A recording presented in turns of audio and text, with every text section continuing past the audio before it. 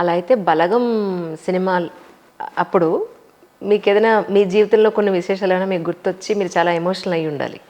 తమ్ముడు వేణు క్లియర్గా చెప్పాడు, ఈ క్యారెక్టర్ ఇట్లా ఉంటుందన్న, నువ్వు ఎక్కడ తగ్గొద్దు, నీ నీ దూరంలో నువ్వు వెళ్ళిపో, నువ్వు ఎంత హార్డ్గా చేస్తే నాకు అంత ఫ్రూట్ఫుల్ రిజల్ట్ వస్తుంది అని చెప్పేసి అన్నాడు. ఆయన మాత్రం 100% సాటిస్ఫై అయ్యాడు మేడం. నేను అన్నది ఫాదర్ పోయినప్పుడు కూతురు వచ్చిన ఎమోషన్ కానీ అక్కడున్న ఆ రోజున్న ఆ వాతావరణం అంతా డెఫినెట్గా మీ నాన్నగారు కాలం చేసినప్పుడు ఆ సీన్ మీకు ఖచ్చితంగా గుర్తొచ్చి ఉంటుంది అని అంటున్నాను. అది అట్లా రాలేదు కానీ జనరల్గా అంటే మీరు గమనించారో లేదో, ఎప్పుడైనా సరే అంటే మేము ఎక్కువ పల్లెటూరులో పెరిగాం కాబట్టి పల్లెటూరులో కాబట్టి ఈ హైదరాబాద్ ఈ పట్టణాల వాతావరణంలో ఈ చావులు ఎప్పుడు నేను చూడలేదు. పట్టణాల్లో ఏ విధంగా జరుగుతాయో నాకు తెలియదు కూడా. పల్లెలో ఏం జరుగుతుంది మేడం, ఈరోజు చనిపోయాడు అనుకోండి, ఒకవేళ ఈరోజు సాయంత్రం పొద్దున చనిపోతే ఈరోజు సాయంత్రమే తీయాలి అని అనుకుంటే బంధువులు అందరూ వచ్చేసేస్తే డప్పుల వాళ్ళకి చెప్పడం, డప్పులే కదా మాది ఆ డప్పులు వాళ్ళని చెప్పటము, ఆ చాకలను పిలవటం, మంగళాలను పిలవటం, మిగతా కార్యక్రమాలు చేయటము, అక్కడ బొంద అయితే బొంద, కాడైతే కాడు, చితి పేర్చడము, కట్టెలు తీసుకురావడం, ఇవన్నీ తంతులు జరుగుతుంటాయి. ఆ జరుగుతున్నప్పుడు ఏమనిపించదు మేడం, మనం కూడా అక్కడే ఉంటాం. ఇది మన బంధువు అయి ఉంటాడు, మన అమ్మో నాయనో ఎవరో దగ్గర వాళ్ళు అయి ఉంటారు. ఏడుస్తాం, కొద్దిసేపు పోయిండు కదా అనిపిస్తాం, వచ్చేవాళ్ళు ఏడుస్తుంటారు, పోయేవాళ్ళు ఏడుస్తుంటారు, జరుగుతుంటుంది. ఒక గంట 2 గంటల అయిన తర్వాత మళ్ళీ మామూలు స్థితికి వస్తాము, ఉంటుంది శవం అక్కడే. అవును, ఉన్నా కూడా చేయాల్సిన పని కళ్ళ ముందు ఉంటుంది కదా, మైండ్ డైవర్ట్ అవుతుంది ఆటోమేటిక్గా. అవును, కానీ నేను చాలాసార్లు నన్ను నేను అబ్జర్వ్ చేసుకుంటే నేను కదిలిపోతాను.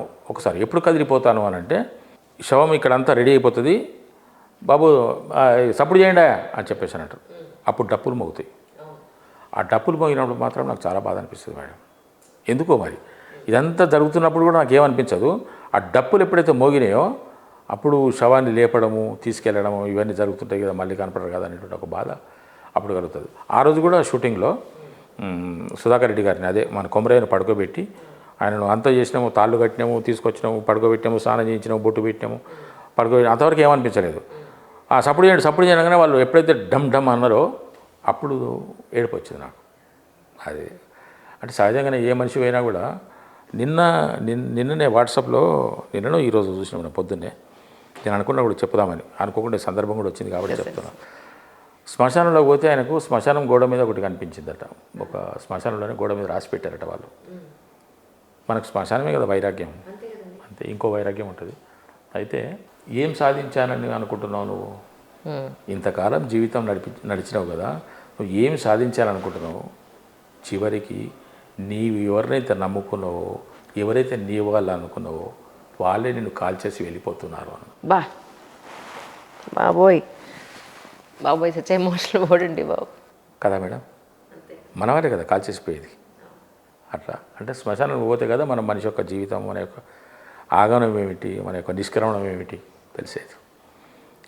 గొప్ప వాక్యం అది, నాకు బాగా నచ్చింది. కరెక్టే కదా.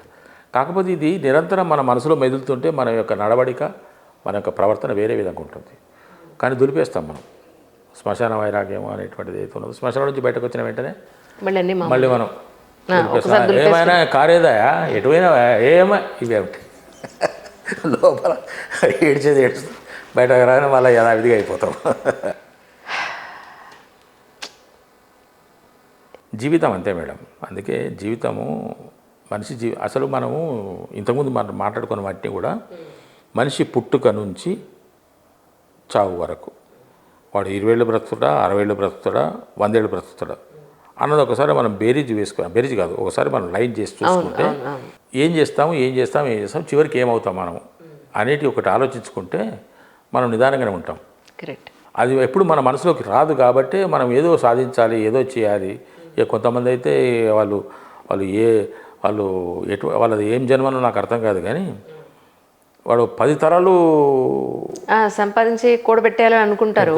వీడు ఎంతకాలం బతుకులో వానికి తెలియదు. అదే కదా వాడు ఎంత తెలియపోయాడో అర్థం కాదు, వానికి తెలియదు. ఆ మాత్రం నేను ఉండరా బాబు అని.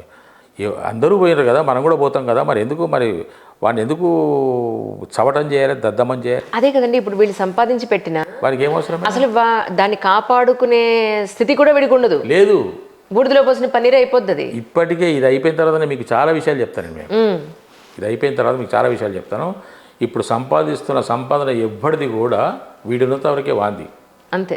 వీడున్నంత వరకు కూడా వాంది కూడా కాదు మేడం.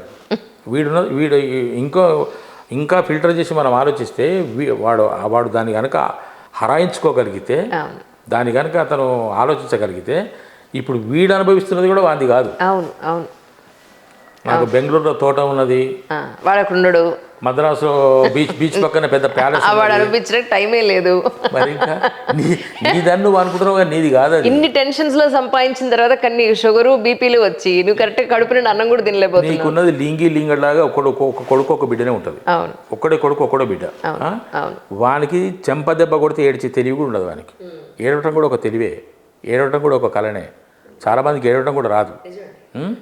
చెంప దెబ్బ కొడితే ఏడిచి తెలివి ఉండదు. నువ్వు ఇవేని సంపాదించినవి కూడా ఏవి వానికి దక్కవు.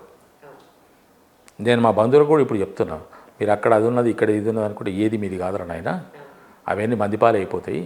నువ్వు సంపాదించినంత మందిపాలు ఎందుకు ఉంది? నీకున్నది ఒక్కడు, వాడు ఇక్కడ లేడు, అక్కడెక్కడో ఉన్నాడు. నువ్వు చచ్చిపోతే నేను రానవాడు. రేపు నీ ప్రాపర్టీ మీది అంటే వాడు ఒక్క దెబ్బ కొడితే చక్కగా పోతాడు, కూడా అమెరికాలో పడతాడు. ఎవడరా నువ్వు అని వాడు ఒక్క మాట అంటే వానికి జవాబు చెప్పే తెలివి కూడా ఉండదు. వీనికి జవాబు చెప్పే తెలివి కూడా ఉండదు మేడం. ఈ రోజున వాడు, నేను చాలామంది నా తోటి వాళ్ళకి చాలామందికి చెప్పాను, నేను సినిమా వాళ్ళకి కూడా చెప్పాను, సార్ ఇవన్నీ వేస్ట్, అవన్నీ కావు, మీరు అక్కడ అది ఉన్నది ఇక్కడ ఉన్నది అనుకుంటే వేస్ట్ సార్, అవన్నీ పోతే మందిపాలు అయిపోతాయని కూడా చెప్తున్నాను నేను. అది సహజమే, అది జరుగుతుంది మేడం.